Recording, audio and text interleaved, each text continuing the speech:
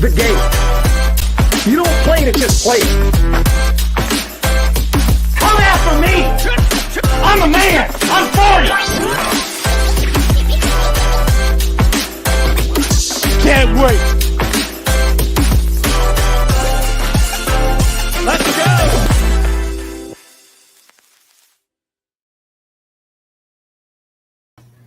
Good morning.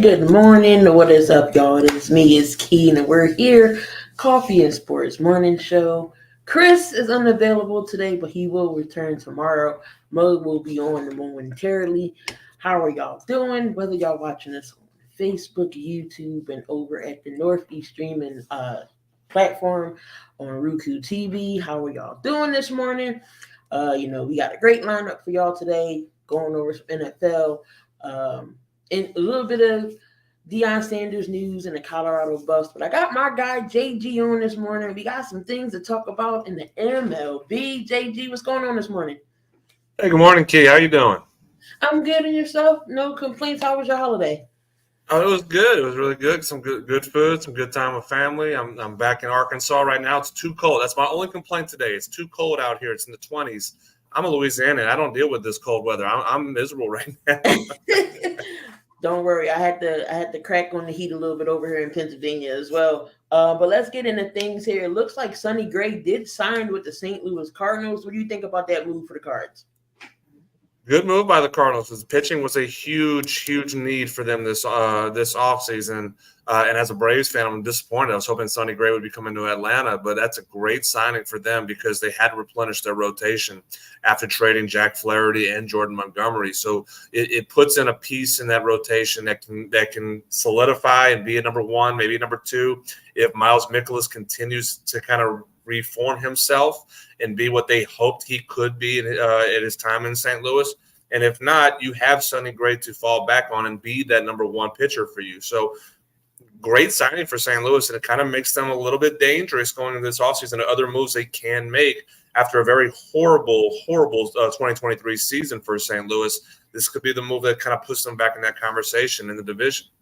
How do you think they're hitting? Do you think they'll add any more pieces to their hitting rotation? Or I know they got Goldsmith and Arenado over there. Do you think they add any more pieces to help them be more dynamic, to not stink how they did last year?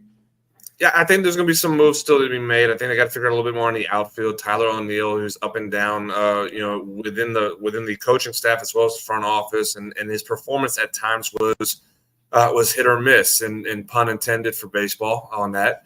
But I think there's some moves in the outfield they have to get better at. I think obviously, again, you have Goldschmidt and you have Arenado, who are the MVP candidates of the team, but you got to have a little bit more consistency on both sides, in the middle infield and the outfield. The outfield, I think, is the most pressing need for St. Louis to improve on.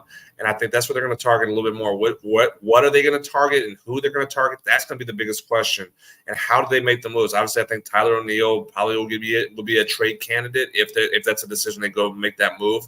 It was already talked about throughout the 2023 season about moving him. They got to get a little bit more run support and more run RBI guys to help with Goldschmidt and Arenado to protect them in the lineup, get guys on base for them as well. So yes, I do think that that improving the lineup is an idea situation for St. Louis, and more specific in the outfield. Yeah, because definitely, the Cardinals went to the playoffs, even a wild card the year before, and then they come back this year, couldn't even make it at all. So that was definitely a shocker. I know Minnesota's going to have to try to find another, pitcher now since Sonny Gray's going, and he had a great year in my opinion over there with Minnesota. So it's definitely a new addition to the Cardinals. Now, where is the best landing spot for Blake Snell?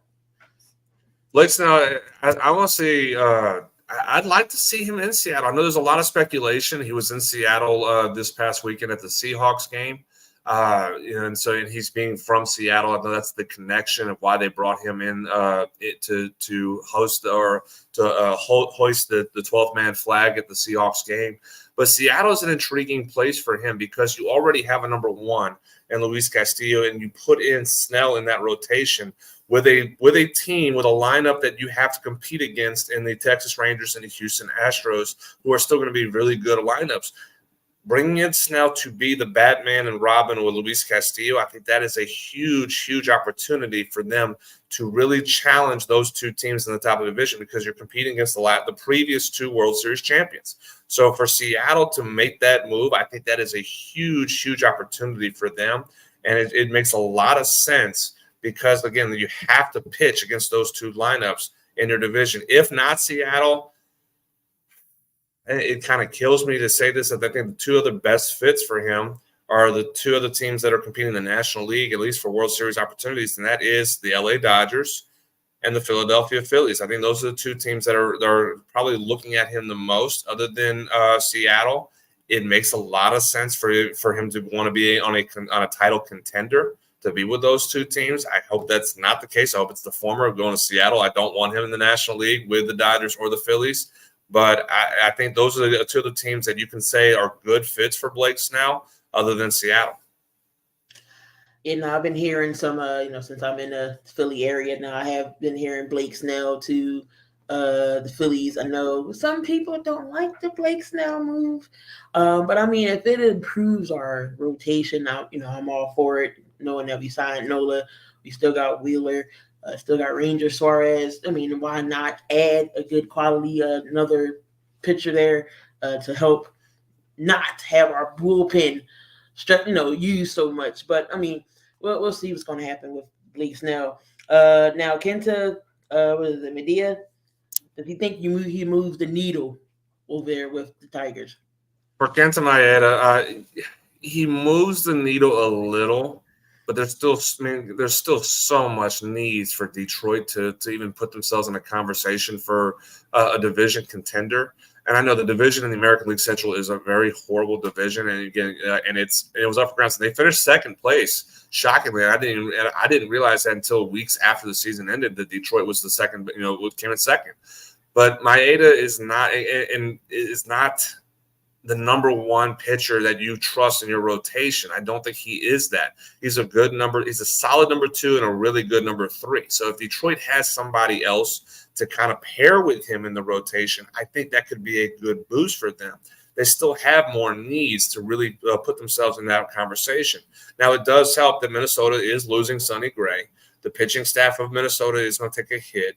Their offense has been up and down. Cleveland has been up and down. So the division's wide open for Detroit to do something and make moves. And they have some good young pieces to make that be the case where they could – I'm not going to compare them, but they could be the 2024 version of the Arizona Diamondbacks because they have a lot of young, solid pieces around. If they just make the right moves to fill in those holes, you could have a team that could be a pretty decent team and contend for a division that's in a bad division. Is Kenta Maeda the difference maker? I don't think he's the difference maker, but he could improve depth. And if that's the case, if you get another pitcher, or if you trust your development in your young pitching staff in the minors that really you can put into there, I think you have something. But Maeda's not the difference maker, but he does improve the depth of that rotation. I know that the Tigers definitely up and coming. It's all about the younger teams now. Some more of the veteran guys are starting to either change spots or eventually retire. But it's all about the younger guys and how they're performing. Yamamoto, he's talking about playing with Ohtani. Is it possible the Japanese stars could be on the same team together? That'd be a great story. That would be a great story. I don't see that being the case because the financial burden is going to be so high for both of them. Again, we know what Ohtani is going to be, seeking, even if he doesn't ever pitch. And that's a lot of the conversation is Ohtani ever going to pitch again? Even if he doesn't ever pitch again, he's still $300+ million signing is what he's going to be expected to do. It's just an offense. It's just a DH and maybe an outfielder. He's going to be north of $300 million. Yamamoto obviously won't get that much right away, but he's going to get a pretty hefty contract coming from Japan into the posting date where we're at right now. He's going to get a pretty decent sized contract. I think that's too much financial burden to try to get both of them. And now if either one of them, and it's probably going to be more of Ohtani have to take a pay cut in order if they really want that to be the case. Ohtani's going to have to be the one that sits back and says, okay, I'll take a little bit less. in which, knowing the Players Association for Major League Baseball, the Players Union, they will absolutely be furious for that. They do not want, because Ohtani's going to set the market for everybody. Mm-hmm. And not want the market to be decreased. So they're going to tell him you're going to take the biggest deal, and it's going to be up to Yamamoto. If he wants to take a haircut in that case of contract, I don't think that's going to be the case either. So it's a great story. It'll be fun to talk about and fun to think about, but I just don't see that being the case that both Yamamoto and Ohtani are going to play for the same team right off the bat this year. Everybody still, it's like Christmas Day. You waiting to open up your presents to see what you got, and that's what the MLB fans are waiting to see where Ohtani's going to go. That's going to be the breaking headline news wherever he decides he wants to go. Two more things before we let you go, JG. Do you think the Rangers can repeat or get back to the World Series next year?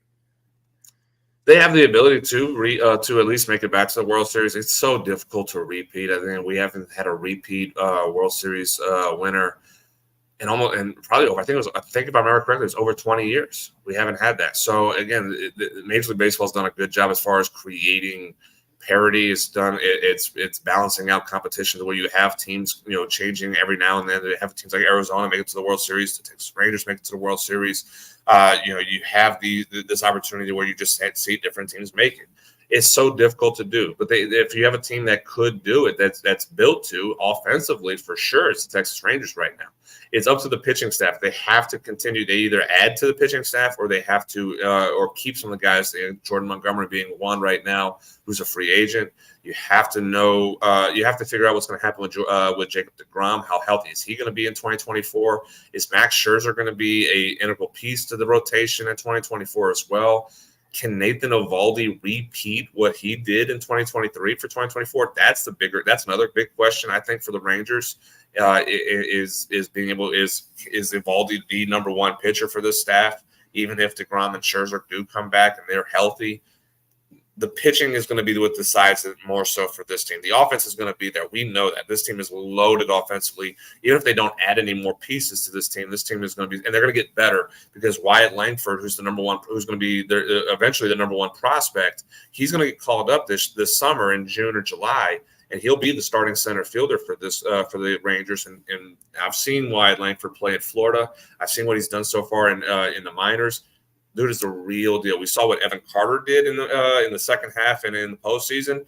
Wyatt Langford's better, and that just means this team's going to get even deeper and scary as far as how they can hit. So the offense is going to still be there for the Rangers. The question mark is going to be: can the pitching staff do enough still again in 2024? Do you have the rotation to be able to compete? And can the bullpen stay strong at the times they need to be a contender? That's the biggest question. Is going to be the pitching side for the Rangers. Definitely interesting, getting a shout out and congratulations to the Texas Rangers for winning their World Series. One more thing before we get out of here, JG. I know your Saints didn't do too well yesterday against the Atlanta Falcons, but we do have the matchup tonight in the NFC North between the Bears and Minnesota. Who you got in this matchup? Yeah, thanks for bringing up about my Saints. And worse that we lost to the Falcons of all teams. I hate losing to the Falcons. But for the matchup for Monday night, Bears are such a dumpster fire right now, and I know Fields has come back, has done well. But there's so many question marks about the Chicago Bears team and what's going on and what direction they're going to go to. And I know there's the emergence of Josh Dobbs in Minnesota, where he had a really good game.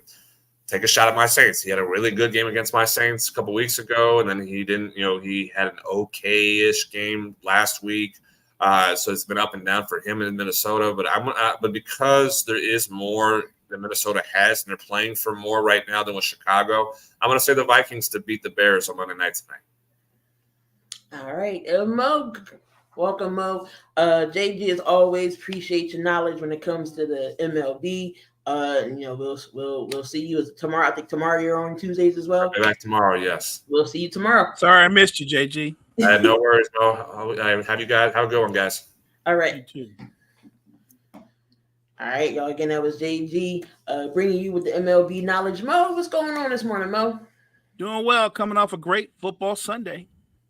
as well. We're gonna take a little break here. We're gonna come back and talk about last night's game. Again, those dang on Chargers can't seem to get it done. But we're gonna talk about more of that. Stay tuned. Hey guys, it's Pavel the Cat.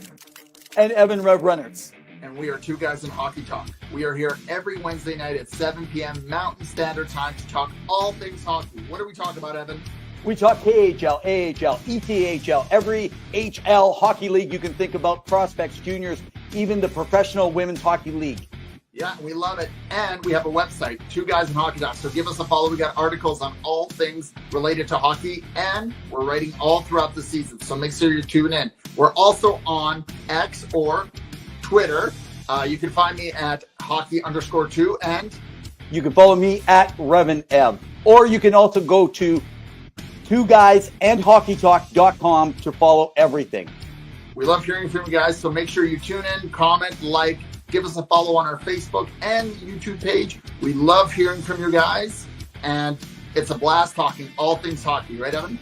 Hey, man, it is. So, as we say every show, in the meantime and in between time, keep your sticks on the ice. Cheers. Cheers.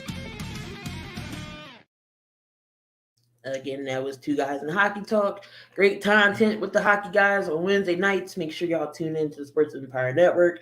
Mo, we did have a game last night. I don't know if it was a good game, but we had the Ravens go up against the Chargers, and the Ravens come through 20-10.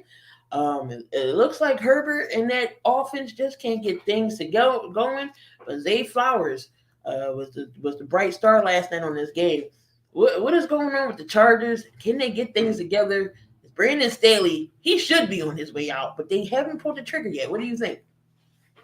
I think the Chargers are a team without an identity. A lot of talent, but not an identity. What do they do best? I know last season you would have said they found different ways to get the ball to Austin Eckler because he was one of the best when it comes to all-purpose yardage, 1,000-yard back, great out the backfield, great in the red zone. And yet this season, even with Herbert running the ship, just inconsistency, just a lack of a true identity on both sides of the football. And I think you're right. I think that starts at the top. Their coach is not a leader of men. He's a coordinator at best, but he's definitely not a head coach, not in the NFL anyway, not in the NFL. So I don't think they're going to right the ship. I think they're going to try to find a way to win games to finish out the season, but they're not going to make the playoffs. This is a team in flux that's got to make some decisions for their future. The good news is you have your quarterback in place. Let's start there. You have your quarterback in place. You do have a couple of young, talented guys at the wideouts. You have a talented veteran at the wideout in Keenan Allen. So you have talent. You have Eckler in the backfield. The funny thing is we constantly talk about the talent that they have on the defensive side of the ball. They're not that good defensively. Although I will say this, last night versus the Ravens, in terms of giving up points, they did well. On the flip side, I think the Ravens as a team rushed for almost 190 yards. It wasn't a pretty game by the Ravens, but I thought they generated by committee a really strong run game, and they found a way to win. No, they definitely did. Mitchell ran. Lamar Jackson's going to run and do his running. Zay Flowers did a run for 37 yards. Justice Hill, Edwards. So they did have a balanced attack when it came to rushing. Now, the Chargers have this rookie in Quentin Johnston that they never use. I don't understand why he is not getting utilized. Is that part of the coaching, you think? Or is that Kellen Moore not adding him into some lineups? Because Quentin Johnston is a good receiver, but TCU came out of, he was in that title game, but he's a good receiver. I don't know why you don't implement him in the slot. The team came up with Keenan Allen. Is that a Kellen Moore thing that he's not implementing Quentin Johnston in his offense? I think that is a Kellen Moore thing, and maybe this is something that he's not seeing in practice with reps, because you would think somebody as talented as that young man, they would be able to put together a 3 to 5 play package for him, right? Things that he does really well. You would find a way to get the ball to him and let him do what he does best in the open field. And for him to not be involved at all, especially when you struggle at times to move the football, I don't really understand that. But I do think that's more about Kellen Moore and less about, well, this is one thing we can say is I don't think Staley had anything to do with that decision. So for what it's worth. All right, well, Gene says he's physically talented, not sharp route running. And the poor man's DK. Okay. Okay. But the Chargers, they do fall to 4-7. Definitely not making the playoffs over there in that AFC West. But one team we're going to talk about, though, is the Broncos. Did we see this 5-game winning streak coming after they got that 70 burger put on them? What do you think about the Denver Broncos turning it around? Look, I think that Sean Payton and company have gotten it together in this sense that he doesn't mess with the DC. So let's start with, after getting 70 hung on you, for the defensive coordinator to still have that room, to still have that unit, and then they pull guys together. Not to mention they got a couple of guys back. They've been very good on defense. More importantly, on defense, they've been very good at turning people over. They've been creating opportunities. The offense has been playing with the short side of the field. It's really mostly about that defense. Don't get me wrong. Russ has played well, and more importantly, he's playing clean. So no turnovers, and that's key. He's not holding on to the ball too long. That part is all Sean Payton. What I would say is this: I'm impressed with them. To bounce back and be back in the hunt, that's impressive. But when I look going forward, no, go ahead. What's going on? Oh, no, go ahead. Finish your thought. When I look at them going forward, the way they play offense, because if you watch their games, I watched the game last night or during the day, and they play offense not to turn the ball over. They don't play offense to try to really attack you.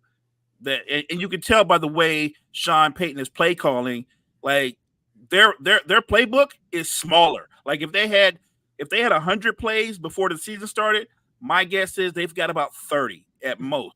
They're very vanilla and they're very simple. And with Russell Wilson, you can tell they don't go 1, 2, 3, 4, 5 reads. He's got 2 reads and the ball's out of his hands. And it's whether it's an 11-yard pass or a 3-yard pass, which most of their passes are about 3 or 4 yards. It's safe. It's manageable. And I think what Payton is doing, and it's working, is they're winning time of possession, right? They're shortening the game. That's what Sean Payton wants to do. What he's saying is, I know we're not explosive offensively. Let's shorten the game and let's rely on our defense to create turnovers. And right now it's working to perfection. But I think going down the stretch at the end of the season, I don't know if that's sustainable. That is a really difficult way to win games with that small a margin for failure. Because if they go up against a team that can hang, say, 21 points on them in the first half, they're not coming back from that. So I'm impressed with what they've done. I just don't think it's going to be sustainable down the stretch. Russ is looking like the old Russ we're used to looking at. People looked at me like I had 99 heads when I said Russ is going to be a different wrestler this year. He's going to go back to his old form, and he's starting to show flashes of that. Like you said, simplifying the playbook, not to have so many plays. Will it come back to bite him? Can Russell still throw deep? Yes, he can. You still got Courtney Sutton over there, Jerry Jeudy. Their running game, I like Javonte Williams. He did pretty good yesterday defensively. They're doing what they can to stay in this hunt. And didn't think that Denver was going to turn things around after they got that 70. I didn't. But I was with you, Key. I was out on that ledge. I've always been a Russell Wilson fan. And while I don't agree with what Payton is doing, it's working. And when you've seen Russ throw like a deep pass or make a play, it's when he goes against the playbook, right? It's off-schedule plays. And it works. When it works, it's great. And Payton is sitting there going, he's probably going, no. Yes. Right? I'm sure he's doing that. So I guess to a degree, he's allowing Russ to have moments of being himself. And you can't argue with success. It's working. Let's see how far they can make this run. Facts. Russell, he is that Super Bowl caliber quarterback. I know last year it felt like Nathaniel Hackett had the training wheels on him. Peyton is more lenient to take them training wheels off. If he have to improvise, then improvise. I mean, it shouldn't be. If it works, then you can't be too mad at him. And they score a touchdown, what you gonna say? Oh, don't do that again. We scored. You know what? The funny thing is, Key, I honestly think that Peyton coaches Russell Wilson a lot like Ty Lue coaches Russell Westbrook.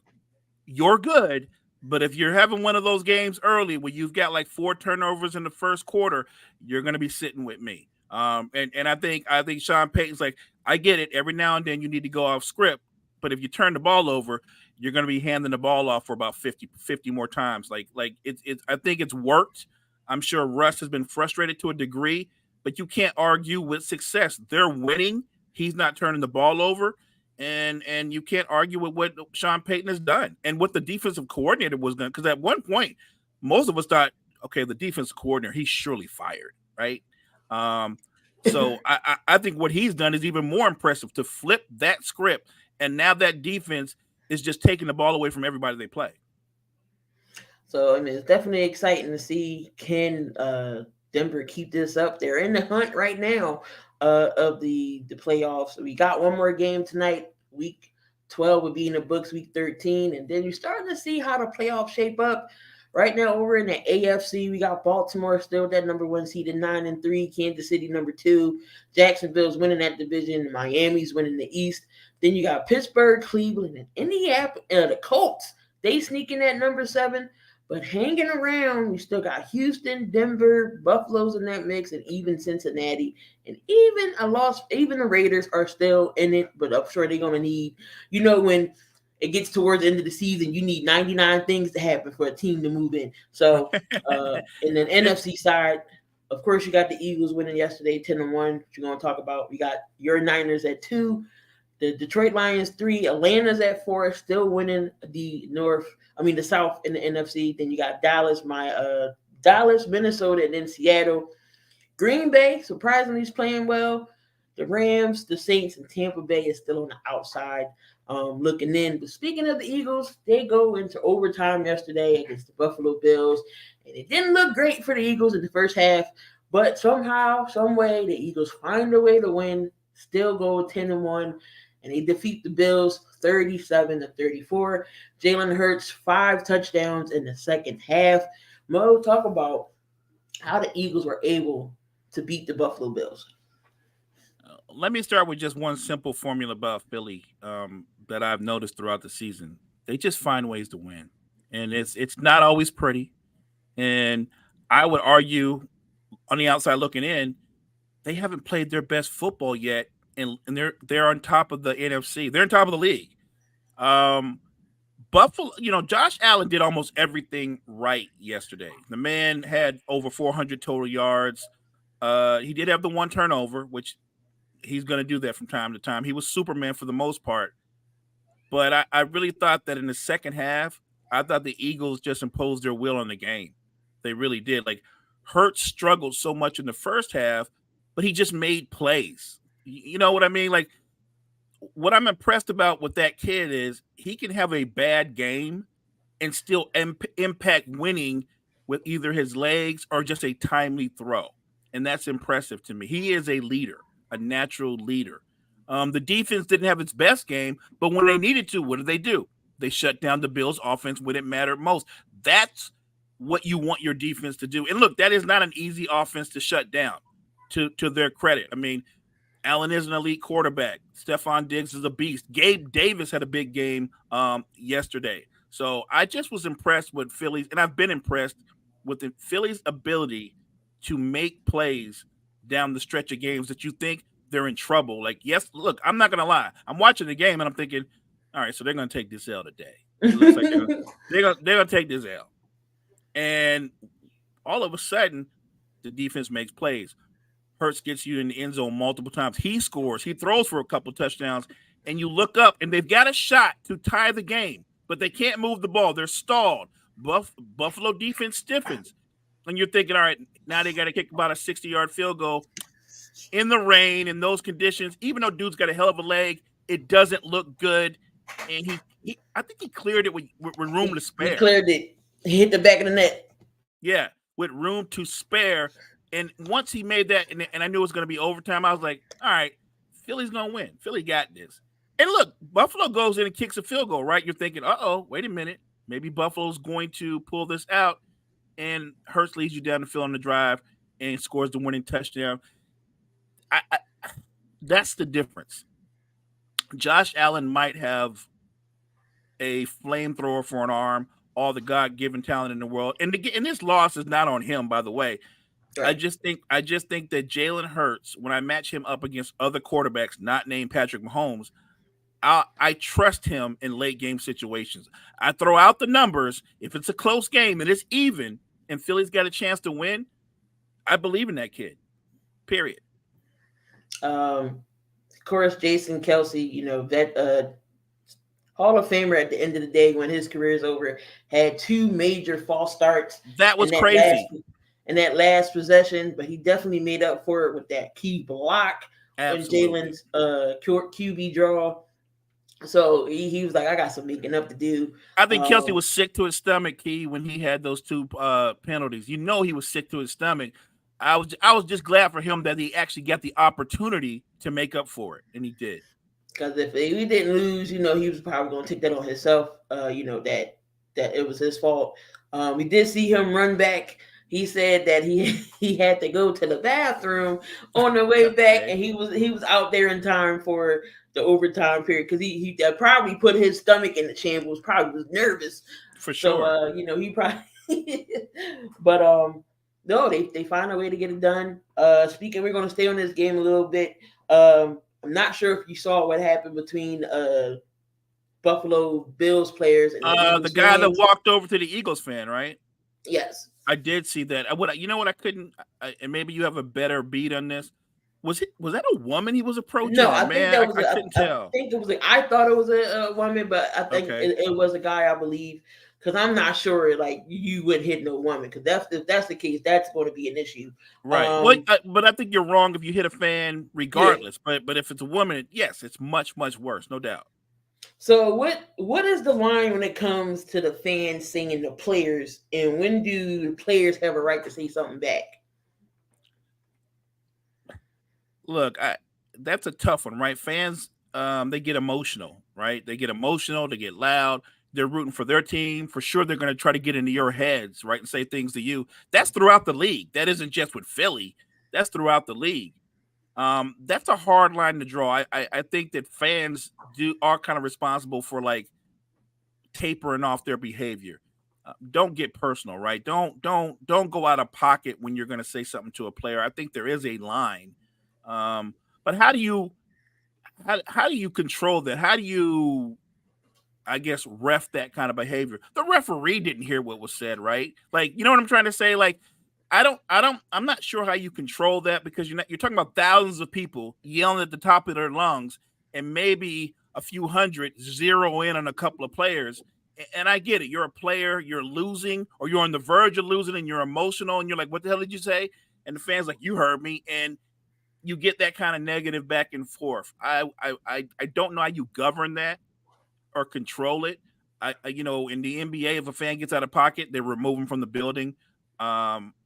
Maybe in the NFL, they can do something to that degree too. But you're talking about removing that one fan, but I'm sure that one fan wasn't the only one talking negatively. You're not going to remove hundreds of people. So I don't know how you govern that. But I think he's going to get in trouble because he retaliated. They always get the retaliator. For sure. The fans could just be talking, but I get it. I mean, it's 2 sides. You're there to yap and talk trash to the opposing players. Like you said, don't make it too personal because I've seen the Sixers fan do it to Westbrook. I've seen they throw popcorn at him, but the NBA is a little bit different. They will throw you out if you heckle a player. The NFL is a little different. Yeah, they can talk.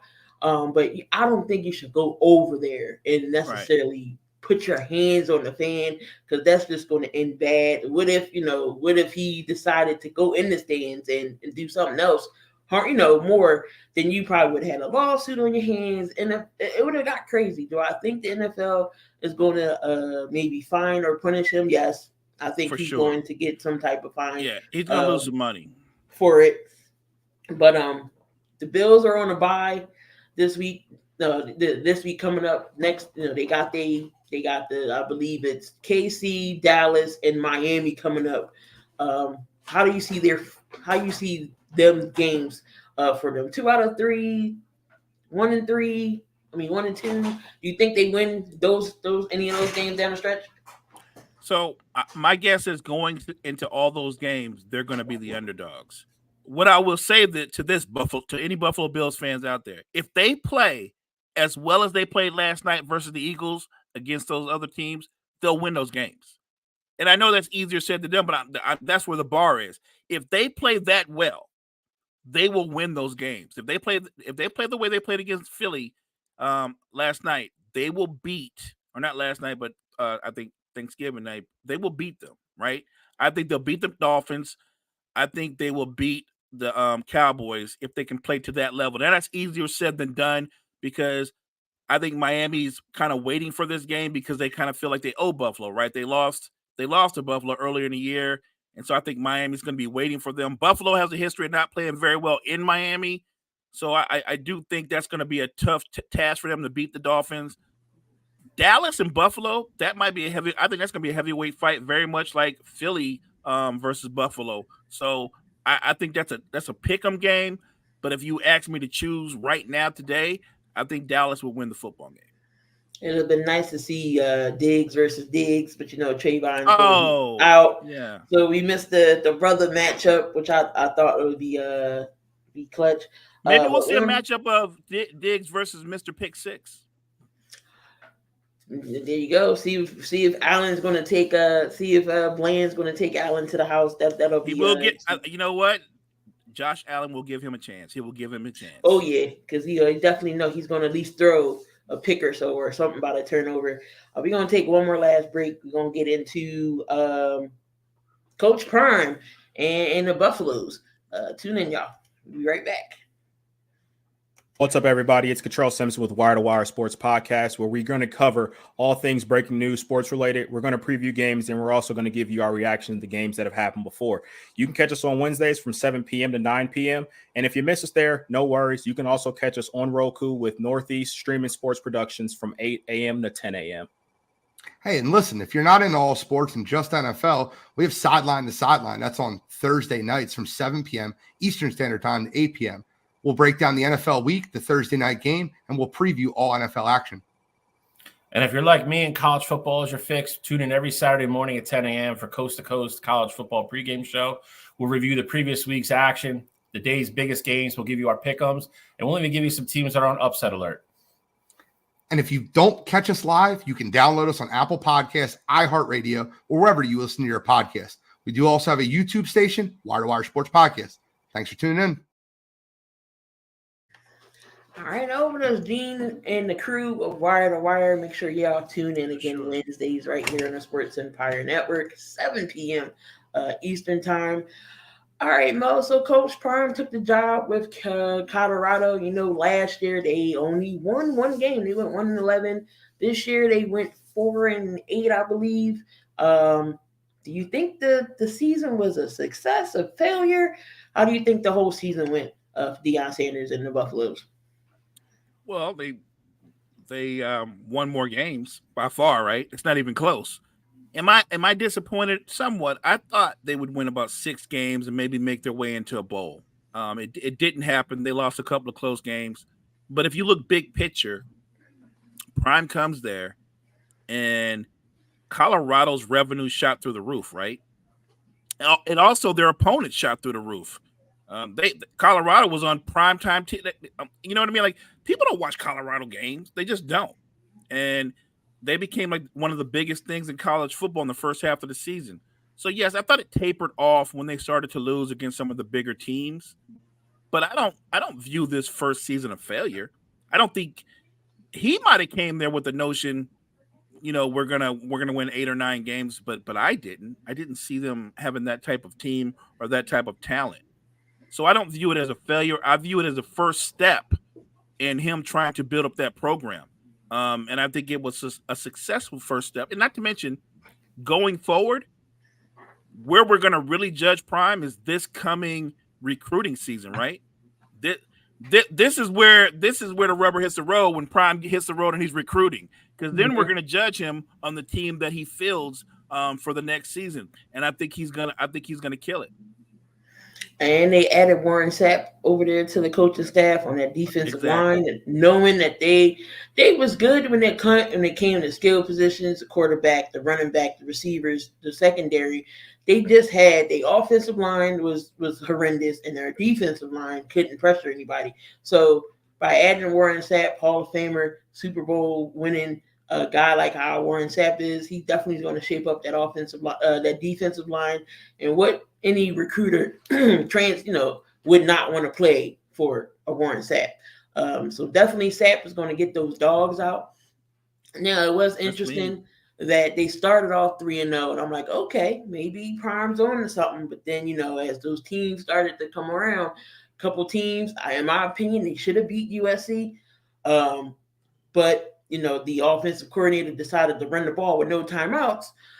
I don't know if the play calling was there. They could have beat USC. Some games they could have won, but they didn't. But 4-8, I mean, I had them maybe 5-6 games, maybe like you said, possibly making one of a small bowl game.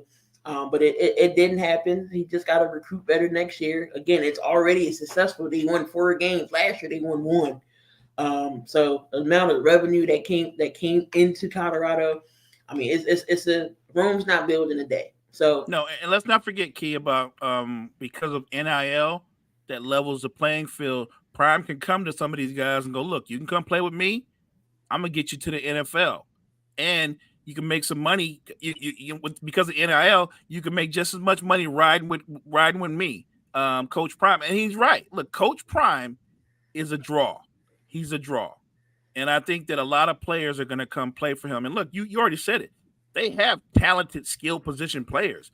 Get some dogs in that defense. Get some dogs in that offensive line, and then let's see what Colorado can do. Because I really think this was just the first step in Coach Prime propping back up this university.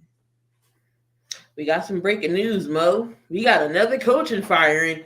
Frank Reich is 1 and done with the Carolina Panthers. Knowing they're not starting off at a good rate. They're 1-10 right now, struggling with a young Bryce Young and a rookie. Did you think they was going to fire Frank Reich, or they was going to let him stay one more chance, give him another chance? Or did you see this firing coming? I thought he was going to get another year. Let's be honest. When they went into training camp, they knew that their offensive line wasn't going to be great, and you were going to put a rookie quarterback behind that offensive line. I guess they were hoping that Bryce Young was so ahead of schedule that he could compensate for the offensive line with his athleticism. But I've watched a few of the Panthers games, and oddly enough, what he doesn't do is he doesn't use his legs that much. He doesn't. He could be a double threat guy, but he's not really a dual threat guy. He doesn't really use his legs like that, and that's interesting to see because he did in college. Look, you go 1-11. The owner has every right to make the call, but I would say that I think Frank Reich's a good coach, and this is Bryce Young's first year. And I'll say this. The offensive line porous. They don't have a lot of talent on the outside as well at the skill positions. They have a couple of good players, but I would have gave him another year. I would have let Bryce Young. This is his first year under him. I think get another training camp in, adding some more talent around him, bolstering up that offensive line. I think you could have gave Frank Reich another year. I'm a little shocked. I mean, it was always a possibility, but I'm shocked that they did it so soon. I mean, I agree with you there. I don't know if he should have got the can right there. It's rumors going around that the owner didn't even want Bryce Young. He wanted C.J. Stroud. He didn't even consult with Frank Reich about what quarterback he wanted on his team. He just was like, we're going for Bryce Young. Would CJ would have made any type of difference if he was with Carolina and Bryce was with Houston? We don't know what Bryce could do in Houston is CJ is doing now. So there's two different style of quarterbacks. We don't know, but Carolina has fired their head coach, and I kind of seen it coming, but I didn't think they was going to do it. Maybe wait to the end of the season, maybe next season, see what he can do. They already don't have no first round pick that goes to Chicago, but they got later rounds. Hopefully, they can beef up this offensive line, give Bryce Young some help, maybe bring in a coach who can help Bryce Young and this young team to develop him more. We'll see what's going to happen there. Their defense isn't half bad. It's just offensive. They can't get it going. Right. They're going they're going 3 and out over and over. And if they're not going 3 and out, they're turning the football over. Whatever coach that comes in, he's gonna inherit the same situation. So mission 1, you got to do something about that offensive line. That's mission 1. And mission 2, you've got to find a way to coach up Bryce Young and get his confidence back, because too many times during games you see him with his head down, he's down on himself, and it can be frustrating. Look, you said it. Oftentimes with these young quarterbacks, where you land first can make or break your career. That's definitely facts. Talk about the Pittsburgh Steelers and the Bengals yesterday. The Pittsburgh Steelers win 16-10, 400 total yards of offense. Is it safe to say maybe it was Matt Canada? It's looking that way. I mean, he's been gone for 2 games, and within those 2 games, they've had their first over 400 yards of total offense in that span. It has a lot to do with Matt Canada, clearly. And I actually thought watching the game that their QB, Pickett, he looked the best that I've seen him in a long time. He looked more sure of himself on his reads, more decisive, and the running game was good as well too. Like I just thought, like, wow, look at the Steelers with a balanced attack. That's surprising, and yet if they're going to be a little bit more balanced offensively to go with what they can do defensively, Mike Tomlin. Never go against Coach Tomlin. Mike Tomlin will find a way to get those Steelers into the playoffs. Pat Freiermuth had 9 catches, 120 yards for tight end yesterday. Najee Harris only needed 1 more yard to hit 100. He had 15 carries, 99 yards.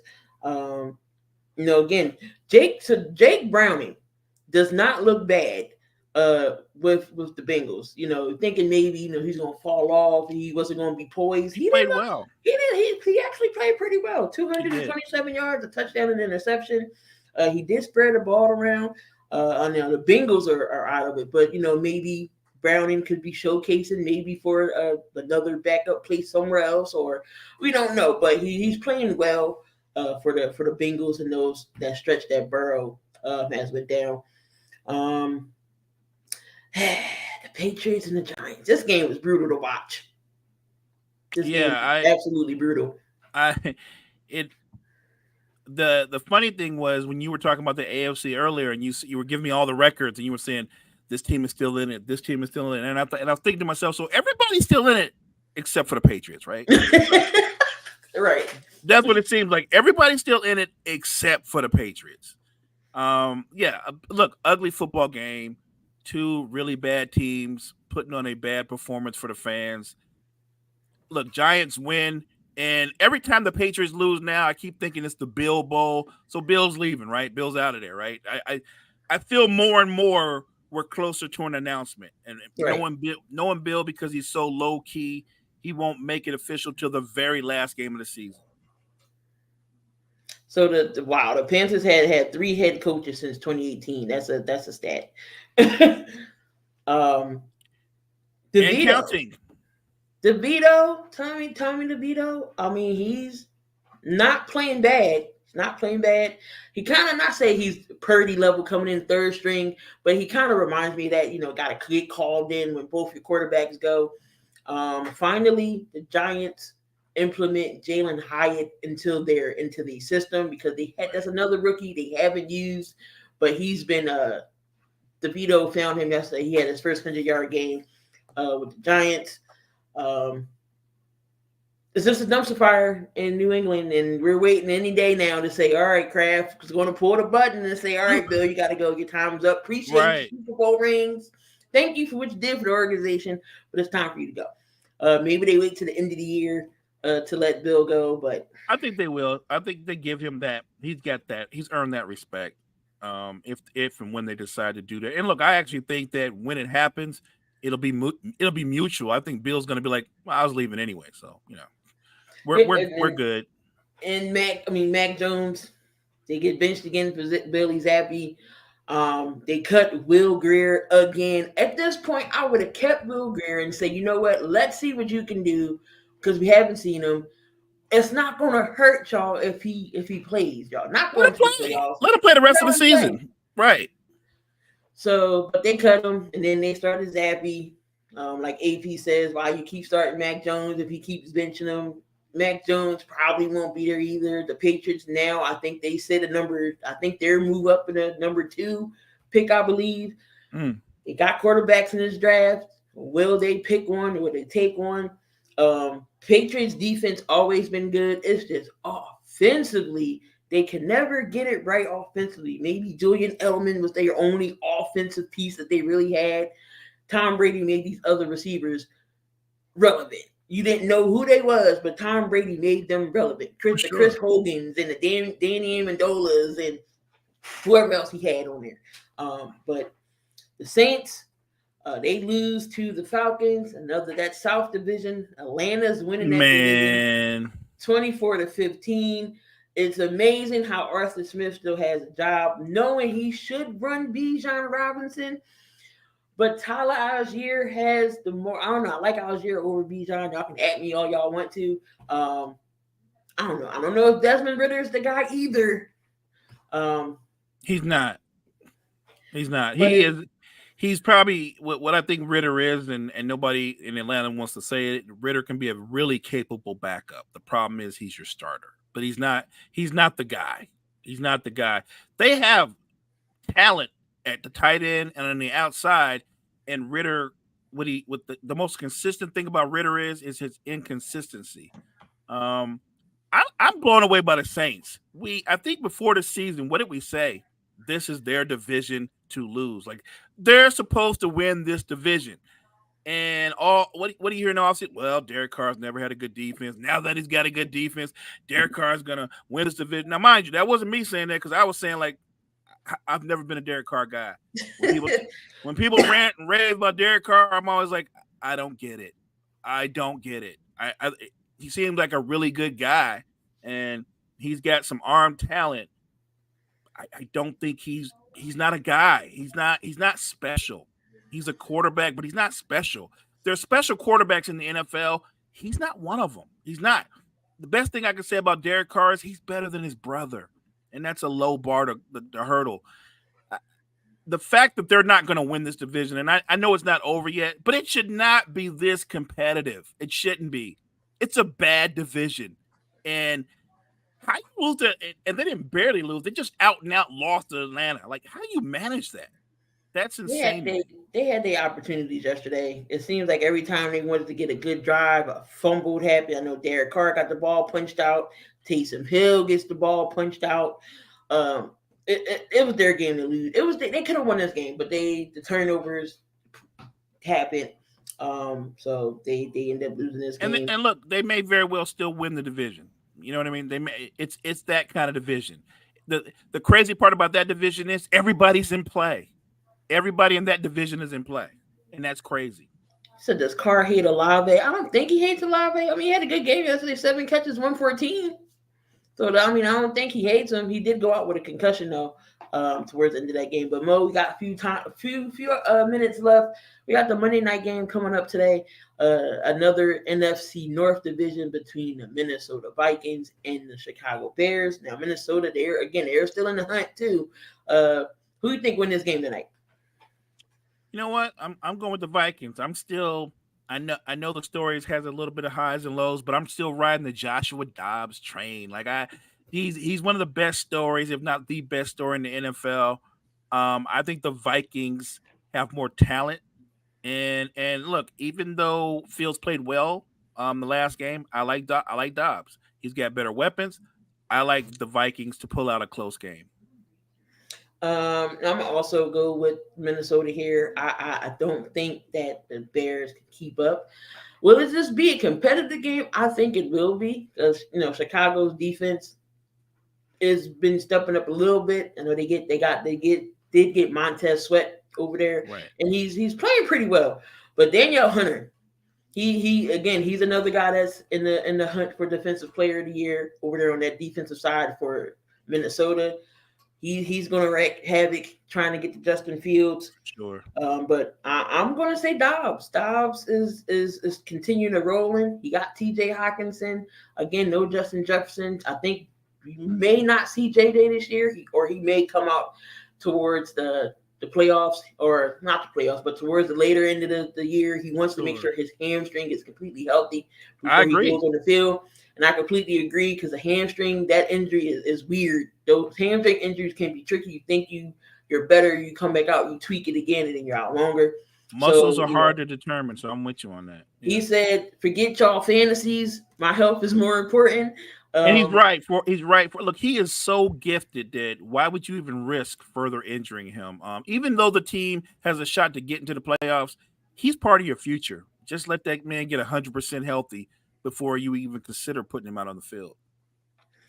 But I'm gonna go with Minnesota. They still got Hawkinson. They still got Jordan Addison, the rookie over there. Addison's been played well. Yep, he's been playing very well. The defense been playing for him. I'm gonna go Minnesota here. So we both picking Minnesota, but could the Bears have a chance? Definitely, the Bears can have a chance. You see what they did with the Lions, but then they choked. So the Bears will be the Bears. But go ahead, Mo, close us out for the day. Hey, I appreciate everybody. JG, appreciate you filling in, man. Thanks for all the support, guys. Check out all the content that we offer to you guys at Sports Empire Network. Check out the Empire. All right. Chris will be back, y'all, tomorrow. Had to fill in for him this morning. Appreciate y'all. Great job, Key. Thank you. Appreciate you. So whenever when needed, I'm here. I'll be back Friday. Talking wrestling. Things happened in wrestling.